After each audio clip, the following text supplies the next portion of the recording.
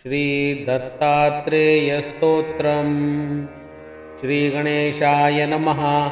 श्रीसरस्वत्यै नमः। श्रीगुरुभ्यो नमः। ॐ अस्य श्रीदत्तात्रेयस्तोत्रमन्त्रस्य नारद ऋषिः दत्तात्रेयो देवता अनुष्ठुप् छन्दः सकलकामनासिद्ध्यर्थे जपे विनियोगः। नारद उवाच अत्रिपुत्रो महातेजा दत्तात्रेयो महामुनिः तस्य स्मरणमात्रेण सर्वपापै प्रमुच्यते। मुण्डनं कौपीनं भस्मं योगपट्टं च धारयन् शैली शृङ्गी तथा मुद्रा दण्डपात्रजिनासनं कण्ठादौ पञ्च आधारी कण्ठमालाञ्च पादुकां कर्णकुण्डलधारी च सिद्धो हि भ्रमते महिं।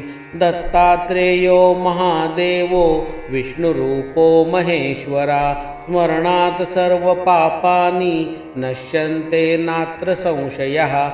माता पुरनिवासी च देवो दत्तात्रेयो मुनिः नित्यस्नानं प्रकुरुते भागीरथ्यां दिने दिने। दत्तात्रेयो हरिः साक्षात् वसन्ते सह्यपर्वते भक्तानां वरदो नित्यं स देवश्चिन्तितं मया। नागहारधरो देवो मुकुटादिसमन्विता पुष्पमालाधरो देवो स देवो वरदो मम।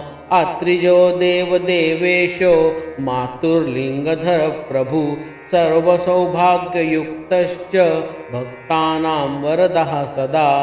इति श्रीनारदोक्तं श्रीदत्तात्रेयस्तोत्रं सम्पूर्णम्। शुभं भवतु। श्रीदत्तात्रेयार्पणमस्तु।